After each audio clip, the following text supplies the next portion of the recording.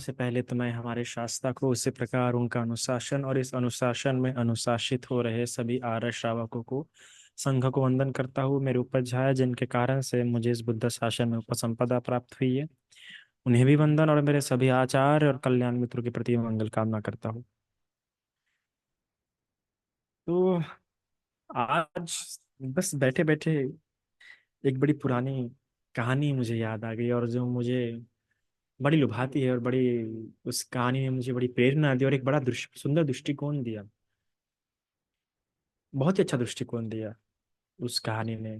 और बहुत लंबे समय बाद वो कथा मुझे याद आई, और शायद से मैंने अपने पुराने प्रवचनों में शायद से वो कहानी बताई भी होंगी, या कुछ उदाहरणों के स्वरूप में वो कहानी बताई होंगी। कहानी है विदा किरण दिकर की। किरण दिकर जी को सब जानते हो, जिन्होंने मराठी साहित्य पढ़ा होगा कभी, उनको किरण दिकर जी के बारे में पता हो कि बहुत सुंदर साहित्यकार रहे हैं मराठी के। और उन्होंने एक आयाम दिया मराठी साहित्य को। हालांकि मुझे मराठी उतनी अच्छे से आती नहीं है बोलना, पर पसंद है मुझे मराठी। और मराठी का कई सारा साहित्य बहुत अच्छा है। उसमें से एक किताब जो मैं हमेशा सजेस्ट करता हूँ कि मैरिड लोगों के पास, स्पेशली हस्बैंड लोगों के पास वो किताब होनी ही चाहिए। बहुत ही साधारण सा व्यवहारिक मनोविज्ञान उस किताब से पता चलता है, और हर एक के पास होनी चाहिए वो किताब। उनके बिस्तर पे या उनके टेबल या उनके बैग में हमेशा किताब पड़ी रहनी चाहिए। हमेशा, कभी भी खाली बैठे हो तो किताब खोले, कोई भी पन्ना, उस किताब का कोई भी पन्ना पढ़ सकते हो। कभी कहीं से भी, ऊपर से नीचे से कोई भी पैरा पढ़ सकते हो। वो सीक्वेंस वाइज किताब नहीं है, चैप्टर वाइज किताब नहीं है। वो किताब खोल के आप कोई भी पन्ना, कोई भी पैराग्राफ पढ़ सकते हो। किताब का नाम है वपुर्झा। मराठी की बड़ी सुंदर किताब है, वो होनी चाहिए। वो भी एक बड़े प्यारे वप्पू काळे जी ने लिखी हुई है। पर आज मैं जिनकी बात कर रहा हूँ वो है विदा किरंदीकर। मराठी साहित्य के जो साहित्यकार रहे हैं, बड़े सुंदर रहे। मानवीय भावनाओं को, मराठी भावनाओं को बहुत अच्छे से समझाया है। साहित्य में बहुत ही महत्वपूर्ण भूमिका निभाता है व्यक्तियों को सहज, सरल मानवीय व्यक्तित्व निर्माण करने में, है ना। तो उसमें विदा किरंदीकर जी की एक बड़ी सुंदर कविता है, और आप सभी ने सुनी होंगी और मैंने भी बहुत बार बताई भी है। तो कविता है कि देणाऱ्याने देत जावे, घेणाऱ्याने घेत जावे। देणाऱ्याने देत जावे, घेणाऱ्याने घेत जावे, घेता घेता एक दिवस देणाऱ्याचे हातच घ्यावे। मतलब लेने वाले ने लेते रहना चाहिए। देने वाला है तो लेते रहो, लेते रहो, लेते रहो। कोई देने वाला तो देते रहो, देते रहो, देते रहो। तो लेने वाला है, कोई देने वाला है तो लेते रहो। लो लो लो लो, इतना लो, इतना लो कि एक दिन उसके हाथ भी ले लो। कई बार इसका समझने में लोग चूक जाते हैं। लोगों को लगता है कि उसको पूरा ही ले लो, उसको पूरा ही लूट लो, हाथ तक ले लो। मतलब मैं भी जब नया नया था तो मुझे ऐसा ही लगा था इस कविता का अर्थ। पर बड़े एक मित्र ने समझाया कि देने से हाथ तक गए, मतलब जो दे रहा है उस देने वाले के हाथ ही ले लो। मतलब वो देने का भाव, उसमें जो देने का भाव है ना, निस्वार्थ वाला, कि लो, तुमको जरूरत है ना, लो मेरे पास से लो। और ये बात बड़ी सुंदर है कि जो देने वाला होता है ना, जो देना पसंद करता है, वो कभी भी मांगने वालों में से नहीं होता। वो तो सोचता है लेके जाओ ये भी। वो पीछे खड़े रहना पसंद करेगा, क्योंकि कतार भी कहीं कहीं कहीं अगर कुछ बट भी रहा होगा ना, और उसको भी उस चीज की आवश्यकता होगी, तो भी उस कतार में वो पीछे खड़े रहेंगे। उस लग रहा होगा कोई, हाँ हाँ, आप लग जाओ, आप लग जाओ आगे। उसके पास वो चीज नहीं होंगी और उसको उस चीज की आवश्यकता होगी, तो भी वो पीछे खड़ा है। तो वो सिर्फ क्या भाव है उसके अंदर, एक देने का भाव है। और उस देने के भाव के कारण उसमें त्याग का भाव, धैर्य का भाव आ गया है। किसी और को आगे बढ़ाने का भाव, मतलब उसका मैं, या मुझे चाहिए, या मैं वहां होना चाहिए, या मेरा हक बनता, कितना कम हो गया। पूरा तो नहीं हटाऊंगा, पर कितना कम हो गया। हम कितने तरीके से अभ्यास करते हैं, देखा जाएगा तो इस मैं मेरे इस भाव को हटाने के लिए हम विपश्यना कर रहे हैं, दिन दिन रात विपश्यना करते हैं, इन स्कंदों को, इन आयतनों को देखने का प्रयास करते हैं, भेद कर देखने का प्रयास करते हैं, अनित्य रूप से जानने का प्रयास करते हैं, अनात्म रूप से जानने का प्रयास करते हैं। मन को बोलते हैं कि नहीं नहीं, अनित्य अनित्य अनित्य, बोलना पड़ता है। विपश्यना करते वक्त भी, अगर गुरु गोविंद जी की विपश्यना कर रहे हैं तो उसमें भी बार बार मन को समझाना पड़ता है, अरे अनित्य है, अनित्य है, अनित्य है। कितना अभ्यास करना पड़ता है। पर जो व्यक्ति दान का ठीक प्रकार से अभ्यास कर रहा है, इंग्लिश में बड़ा प्यारा कहते हैं प्रैक्टिस, जब ट्रांसलेट करते हैं ना लोग, बड़ा प्यारा शब्द, मतलब बड़ा अच्छे से समझे, इंग्लिश का स्कॉलर इसको बड़ा अच्छे से समझे, पर हमारी मातृभाषा होने का हम उसको उस प्रकार समझ नहीं पाए। हम समझते कि दान करना चाहिए, पर इंग्लिश स्कॉलर्स जो होते हैं जब इसे ट्रांसलेट करते हैं तो कहते प्रैक्टिस करनी पड़ेगी इसकी, आपको, आप दोगे नहीं, आप एक बार दोगे हो जाएगा, पर वो एक बार देने से दान नहीं होता है, वो देते रहने की प्रैक्टिस करना पड़ता है। प्रैक्टिस शब्द को जरा समझिए गंभीर रूप से। प्रैक्टिस मतलब क्या होता है कि जो आप नहीं कर सकते, आपसे नहीं जमता, आपने पहले नहीं किया, जिसमें आप ट्रेन होने के हैं, उसके लिए हम प्रैक्टिस करते हैं। और दान में सही मायने में तो पहले प्रैक्टिस ही होती है। फिर एक बार जब दान से जो आपका व्यक्तित्व बन जाता है ना, वो अपरिवर्तनीय हो जाता है। आप एक बार के हर इंसान को बदल सकते हैं, पर दानी इंसान को नहीं बदल सकते। दानी इंसान कहीं से भी, किसी से भी चोट क्यों ना खाए, वो नहीं बदलने वाला। एक भला इंसान और एक दानी इंसान थोड़ा अंतर होता है। भला इंसान बदल सकता है लोगों की चोटें खा खा के, क्योंकि भला एक पूरा व्यक्तित्व होता है, भला व्यक्ति होता है। तो भला व्यक्ति समय के हिसाब से थोड़ा बहुत उसमें परिवर्तन हो सकता है, थोड़ा बहुत उसमें सावधानी आ सकती है ना, लोगों के साथ व्यवहार में उसका बदलाव आ सकता है। पर दानी व्यक्ति में बदलाव नहीं आता, उसके दान के स्वभाव को लेके वो नहीं सोचता है इतना, उसके हाथ खुले रहते हैं,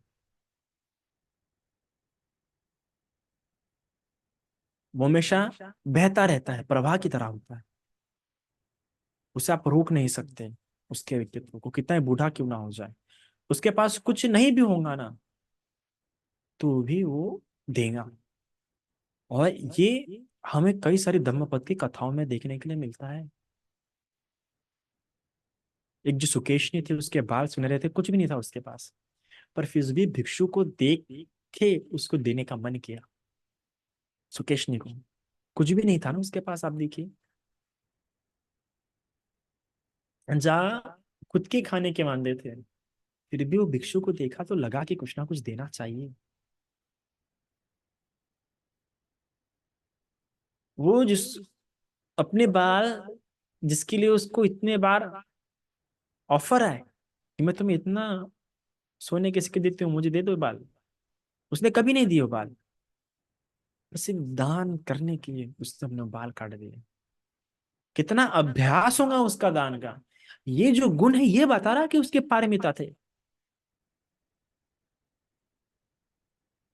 ये जो गुण है ना, ये गुण बताता है कि उसके पारमिता थे, कई जन्मों के पारमिता थे सुकेशनी के। क्योंकि जिस लड़की ने इतने पैसे मिल रहे थे तभी उसने ये बाल अपने दिए नहीं, बस सिर्फ एक दान देने के लिए, एक क्षण का दान होता है जी।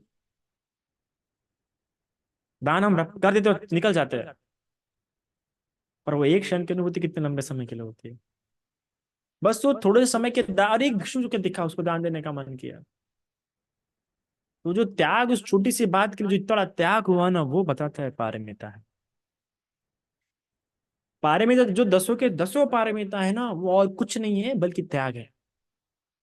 दसों के दसों पारमिता में दान होता है, दसों के दसों पारमिता में त्याग होता है। त्याग ही पारमिता है, त्याग के अलावा कुछ नहीं है। आप शीले पालन करें तो त्याग कर रहे हैं, नष्कर्म में भी कर रहे तो त्याग कर रहे हैं, वीर्य भी करे तो त्याग कर रहे हैं, समाधि भी करे तो त्याग कर रहे हैं, करुणा भी करे तो त्याग कर रहे हैं। हर जगह पे त्याग ही होता है। तो वो त्याग का दर्शन था सुकेश का, दोस्तों, जब उसने अपने बाल दिए। उस अवस्था तक खुद को पहुंचाना होता है, उसका अब स्वयं का अभ्यास व्यक्ति ने वैसा किया करना होता है। अनाथ पिंडे का जब देते देते गरीब हुआ ना, तो वो बात थी उसकी कि वो पारमिता वाला व्यक्ति था, उसने पारमिता से अर्जन किया।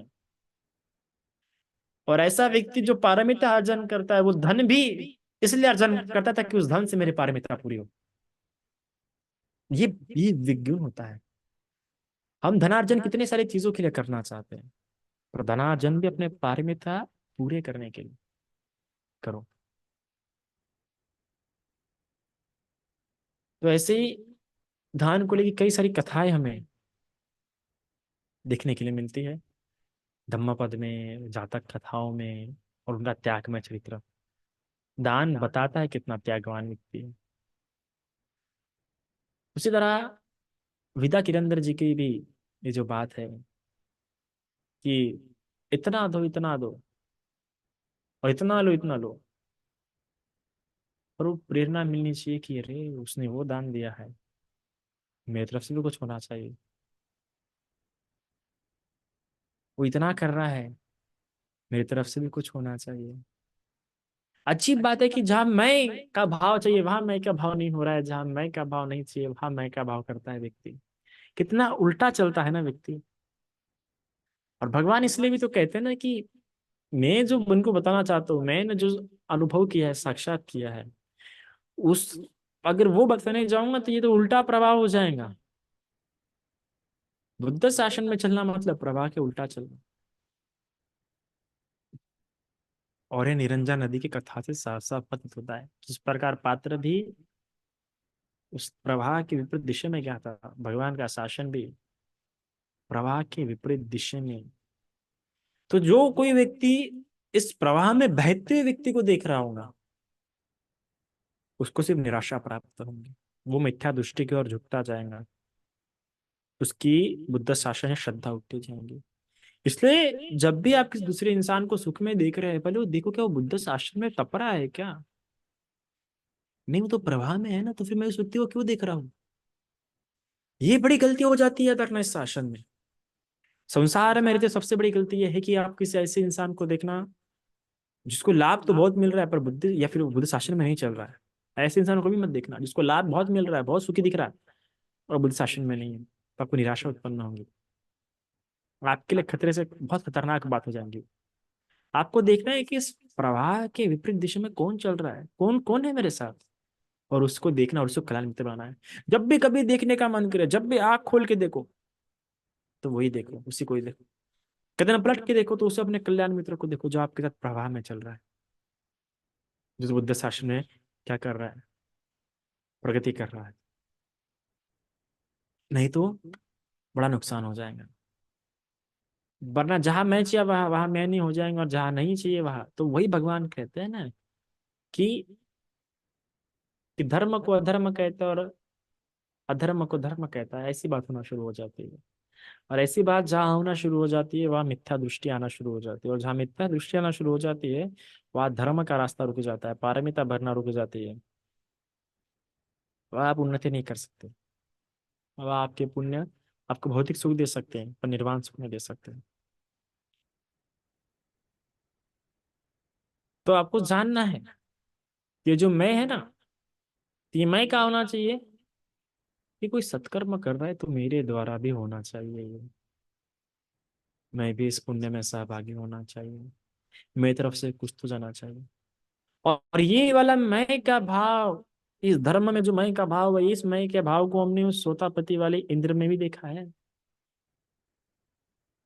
इसलिए तो जब भी कोई बड़े बड़े संकल्प करते थे तो इंद्र स्वयं आते थे कि मैं क्या सहायता कर सकता हूँ तुम्हारे इस संकल्प के पूर्ति में। ये इंद्र का भाव था।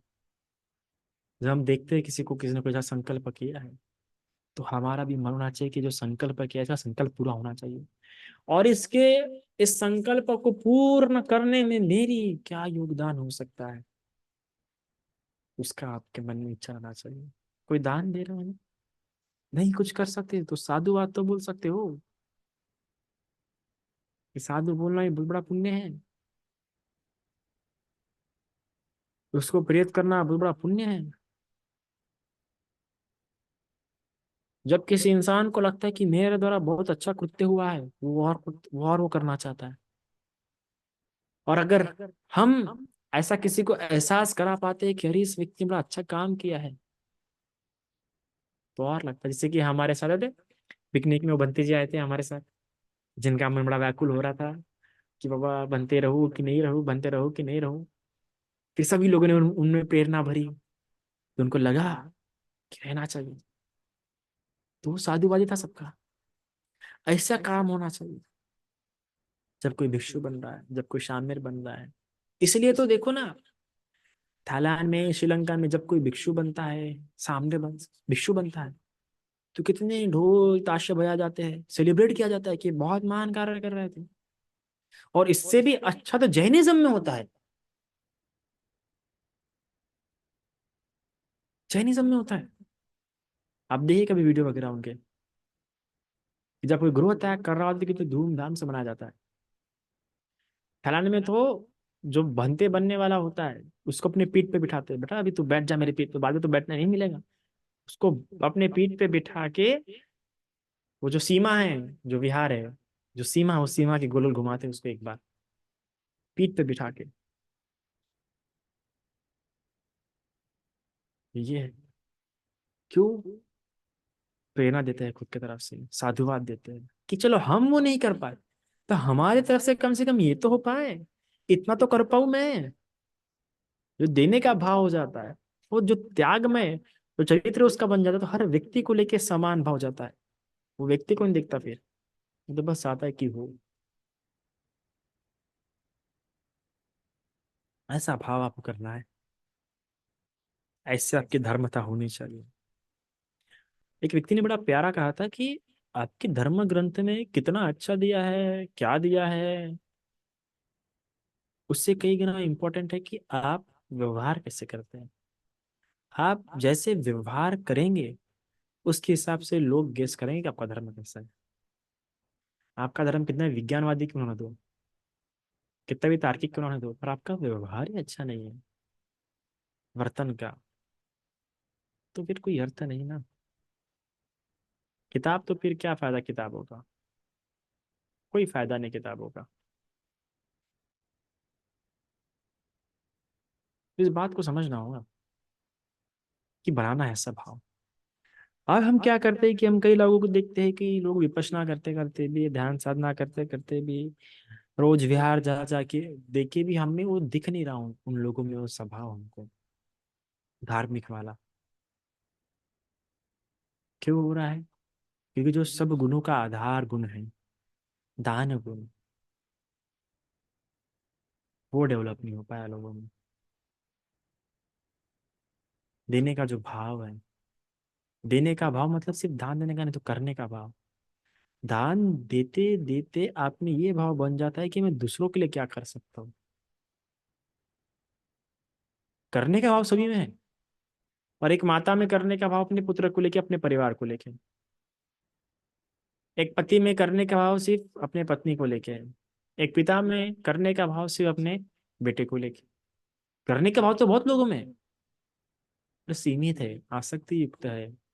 मैं मेरे के उपादान के रूप में है, त्याग के रूप में नहीं है ना। पिता को लगता है, माता को लगता है, पर लगने से नहीं होता है। वो भावना होनी चाहिए त्याग की वहां पे, और निस्वार्थ त्याग की। तो ईसा के जो किरण दीकर है, एक उनके कथा से मिलता है। अब उन्होंने पूरी कथा, इतनी सुंदर कविता बताई है, तो ऐसी तो नहीं। तो उनके स्वभाव में उनको लेके कई सारे ऐसे कथाएं फेमस है उनके व्यक्तिगत जीवन को लेके। एक बार की बात है कि वो एक पेशेंट से मिलने जा रहे थे, किसी शहर में आए थे। वो जब शहर में आए थे, तो एक पेशेंट से मिलने के लिए जा रहे थे। तो एक व्यक्ति को पूछा, जो व्यक्ति जो शहर में रहता था, जिससे घर में मिलने के लिए आए थे, तो उनको पता लगा था कि यहाँ पे, तो उसी को लगता है कि यहाँ पे एक पेशेंट भर्ती है, उस पेशेंट से मिलने के लिए गए वो। तो जब उस अस्पताल में गए, अस्पताल में नीचे सीईओ के नीचे ही उन्होंने एक एनवलप निकाला। उस एनवलप में डाले पैसे, और फिर उस रूम में गए जहाँ पे वो महिला, बूढ़ी महिला भर्ती थी, और उस बूढ़ी महिला से जाके मिले। उस बूढ़ी महिला को जाके मिले और उनके हाथों में वो एनवलप थमाया। तो उनके हाथ में जब एनवलप थमाया तो सोचा, ये गई कि ये पैसे कैसे, क्या ये एनवलप दे रहे हैं मुझे, है ना। तो मेरे को जानते भी नहीं इतना अच्छे से, कैसे एनवलप दे रहे हैं, अभी उस मिलने के लिए आए थे। तो विदा किरण दिगर पता है क्या कहते हैं उन्हें, कि ये आपके बेटे ने भेजा है मेरे हाथों आपके लिए। और ऐसा बोल के बाहर निकल आते हैं। जब बाहर निकल आते हैं, तो वो आदमी पूछता है जो उनको ले, उनको उनके साथ में आया था उनको ये हॉस्पिटल दिखाने के लिए। वो कहता है, ये एनवलप तो आपने अपनी जेब से निकाले, तो आपके पैसे, फिर आपने ऐसा क्यों कहा कि आपके, उनके बेटे ने भेजा है। वो कहते हैं कि खुददार इंसान जो होता है, ऐसे क्षणों में, बुढ़ापे में या बीमारी के समय में, अगर हम इस प्रकार से देंगे तो उनको ऑड लगेगा, उनको जी खंत होंगी। पर जब इस प्रकार से देंगे बोल के, तो उन्हें लगा कि अरे नहीं, मेरा बेटा भी मेरा ध्यान रखता है, और उन्हें खुशी भी होगी। तो इस ब्याह पे जो उपाय कौशल्य दिखता है विदा किरण दिकर का, कि देते वक्त भी सामने वाले को इतना सुंदर अनुभव कराओ। कई बार लोग क्या होते हैं, देते वक्त बड़ा बेकार अनुभव कराते सामने वाले इंसान को। ये बात बड़ी सुंदर है, ये बात बड़ी गौर करने लायक है, कि आप दे कैसे रहे और सामने वाले को फील कैसा हो रहा है। अरे जब आपके पास कोई सहायता मांगने भी आए ना, तो ठीक है, अगर आपको सहायता नहीं करनी है, तो इस प्रकार से उसको विदा करो कि लगे कि यार मैं गलत जगह पे नहीं आया था, उसको लगे कि सही है, ये इंसान बड़ा अच्छा है। हम कई बार लोगों को इस प्रकार से विदा करते या मना करते या देते हैं कि अरे वो बड़ा एहसान कर रहे हैं हम, या बता रहे कि पापा अरे मैंने किया है। तो फिर क्या होता है, वो दान से जो आपका व्यक्तित्व बनना चाहिए था, वो नहीं बनता। वो दान आपका कल्याण नहीं कर पाता, वो दान आपके अहंकार में निर्माण करने में कारण बन जाता है। होता है ना आजकल, इतना अहंकार ही क्यों रहे दान करने के बाद भी, क्योंकि वो जताना चाहते हैं, दिखाना चाहते हैं, ऐसा कौशल्य से नहीं कर। हाँ, किसी और को प्रेरणा देने के लिए दिखा के कर रहे हैं तो अलग बात है, पर उसमें भी सामने वाले व्यक्ति उसको दे रही, इसकी सहायता कर रहे हैं, उसको अनुभूति ऐसा नहीं चाहिए कि मैंने इसे सहायता मांग के बड़ा अच्छा काम किया, ऐसा नहीं किया किससे सहायता मांगी, ऐसा अनुभव नहीं होना चाहिए। विदा किरंदीकर जी के पास ये बात बड़ी सीखने लायक है। फिर इसी प्रकार उनकी और एक बात बड़ी सुंदर याद आती है हमें, कि एक बार वो फंक्शन में गए थे, तो अपने दो मित्रों को लेके गए थे, क्योंकि उन्होंने 3 कवियों को मांगा था। तो उन्होंने पहले ही पूछ लिया, पापा पैसा कितना दोगे, पहले ही पैसे की बात कर ली। तो कहते 1000 देंगे। तो गए, जाके अपना भाषण उषण दे दिया। तीनों लोगों ने अपने दोनों मित्रों को लेके गए थे, वो दोनों उतने फेमस नहीं थे, दोनों मित्र पर थे, कभी अभी भी नए साहित्यकार थे। तो ले गए, फिर एनवलप दिए दोनों को। तो विदा किरंदीकर जी ने वही पे एनवलप फाड़ा, और देखा कि कितने ठीक पैसा है या नहीं है। दूसरा भी जो छोटा साहित्यकार था, वो भी अपना एनवलप फाड़ने वाला था, तो दूसरा तीसरा रोकता है उसको, तू मत, वो बड़े साहित्यकार है, ज्येष्ठ है, वो करे तो ठीक लगता है, हम नए नए, हम करे तो ठीक नहीं लगेंगे, ऐसा करके वो रोक देता है उसको। फिर लोग गाड़ी में बैठते हैं और वापस जाते हैं। अब गाड़ी में जब वापस जा रहे होते हैं, तो ये जो बाकी जो दो होते हैं छोटे साहित्यकार, उसमें से दोनों अपना लिफाफा फोड़ते हैं।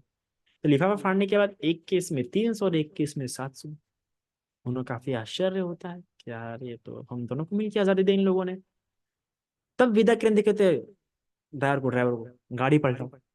वो विदा किरण इतने बड़े साहित्यकार जो इतनी बड़ी देने की बातें करते हैं, जो देने की इतनी बातें हुई, जिनका साहित्य इतना सुंदर है, वो विदा किरण दिकर सिर्फ इस पैसों के लिए गाड़ी पलटाते, जबकि उनको मिल गए पैसे पूरे, फिर भी उनके लिए वो गाड़ी रुकवाते हैं। गाड़ी पलटा के लेके जाते हैं, उसको बुलाते हैं, इधर आओ बोलते हैं, इनका एनवलप देखो, 21 में 300, 21 में 700। बात तो 1000 की हुई थी बोले। फिर बोलते सॉरी सॉरी, मैं गलती हो गया हमसे, एनवलप में कुछ गलती हो गई कि साइकिल रखे होंगे। फिर दोनों को 1000 देते। अब दूसरे इंसानों को ऐसा लग सकता है कि क्या क्या, जो जिस पे अनुभव, जिस पे बीती है, या जो दूसरे दूसरे लोग देखने देखने लोग ऐसा बोल सकते हैं, क्या इंसान है, थोड़ा साहित्य कर तो ये पैसे इतना मरमरी करता है, ऐसा बोल सकते हैं कि देखने वाले को, देखने वाला बहुत तरीके से तो सोच सकता है, तो बोल सकता है। पर वही किरण देकर जब पहले दिन ये घटना होगी, दूसरे दिन वही किरण देकर जी, विदा किरण देकर जी, एक ऑफिस था, मुझे याद नहीं आ रहा, वो का एक चल रहा था, उसमें एक मतलब कहीं से बाढ़ आई थी, तो वहां पे पैसे जमा कर रहे थे सब, वो बाढ़ के लोगों को हेल्प करने के लिए। विदा किरंदीकर जी उस समय कम से कम मेरे ख्याल से 10,000, उस समय के मुझे पर्टिकुलर याद नहीं आ रहा, वो 10,000 लेके जाते और वहां पे जाके डोनेट करते हैं। किस चीज के लिए? वो बाढ़ में जो लोग आए उनकी सहायता के लिए। इस कथा से, इनकी इस घटना से इतनी सुंदर बात पता लगती है कि एक जो व्यवहारिक जीवन होता है वहां पे व्यवहार रखिए, और जहाँ पे दान होता है वहां दान रखिए। अच्छाई क्या होती है और किन के साथ की जाती है पता होनी चाहिए व्यक्ति को। ये समझदारी का धर्म है, ये उपाय कौशल्य का धर्म है, ये प्रज्ञा का धर्म है। आप ऐसा नहीं कि खुले हाथ हो गए आओ भाई, ऐसा नहीं है बुद्धिज्म में। विदा किरण का जिस कथा है साफ साफ पता लगता है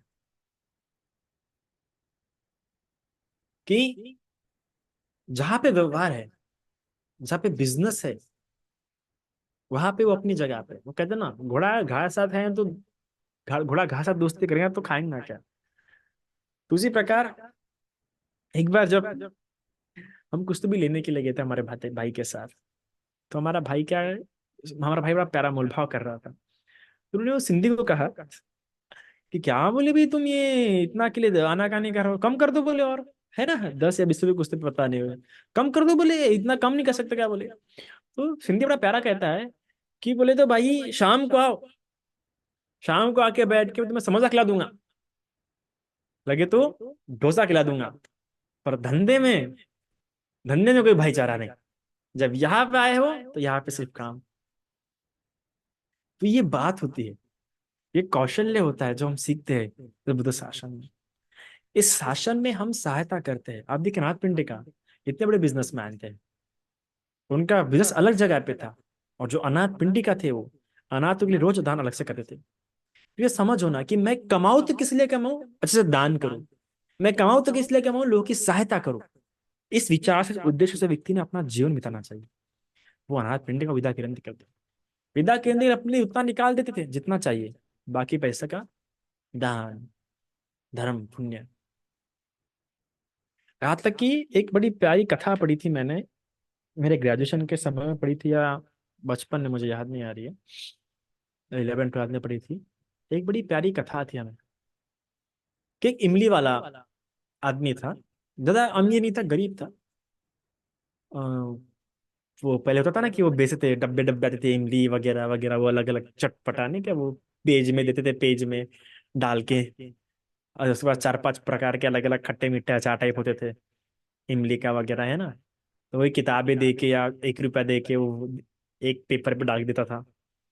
तो वैसा वो धंधा करता था। दोनों बूढ़ी बूढ़ा बूढ़ी थे, है कि नहीं, रहते थे।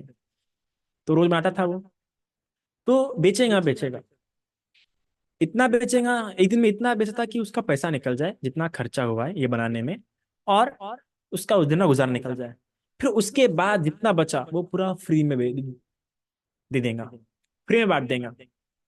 और हमेशा ऐसे एक लेखक का ये अनुभव उसने देखा कि ज्यादा अमीर नहीं थे, फिर भी वो उतना बेचेगा जितना कि पैसा निकल जाए, गुजारा बच जाए, और बाकी जितना बच गया वो बेचेगा नहीं उसे, फिर वो बांट देगा फ्री में बच्चों को, गरीब इलाकों में जाके। तो ये होता है। तो जब व्यक्ति को आवश्यकता पता लग जाती है, जब व्यक्ति कमाना किसी और के लिए चाहता है ताकि लोगों का भला हो, तो व्यक्ति संतुष्ट होना शुरू हो जाता है, जो मिला उसमें सुखी होना शुरू हो जाता है, और व्यक्ति की मैत्री का जो भाव है वो बढ़ते जाता है। तो ऐसा जीवन रखिए। सबसे पहले अपने जीवन में जानिए कि आपको कितनी आवश्यकता है, किस चीज की आवश्यकता है। हम इतना विचार में रहते हैं कि यार बूढ़ा होऊंगा तो कौन करेगा, बीमार हो जाऊंगा तो कैसे होऊंगा, क्या करेगा कौन, कई सारे विचार में पड़े हैं। पर जिसको सही में बताओ, जिनको पुण्य पे विश्वास है और जो पुण्य करते रहते हैं, वो तो सोचेंगे नहीं जब आएंगे तब देख लेंगे, तब हो जाएगा सब ठीक। मुझे जब आज से 5 साल पहले, सही 5 6 साल पहले कैसा हुआ था, हो गई थी तबियत खराब, हो तब इतने पैसे लग रहे थे कि मेरे पास नहीं थे। मुझे सोच में चिंता आ गई थी कैसे होगा। पर जैसे जैसे समय बीता, अपने आप पैसे और तबीयत ठीक हो गई। अगर आपके पुण्य है तो लोग भी आएंगे। आप सोचिए मत कि कैसे होगा, पुण्य सोचिए। पैसों का बैंक बैलेंस बनाने से अच्छा पुण्यों का बैंक बैलेंस बनाइए, तो भला अपने आप होगा। अनाथ पिंड का यदि गरीब हो गया था पर देना नहीं छोड़ा, आगे फिर अमीर हो गया ना। इस बात को समझ लीजिए कर्म सिद्धांत के आधार पर, तो जीवन बड़ा भला होगा। तो इतना आज के लिए काफी है। साधु साधु साधु।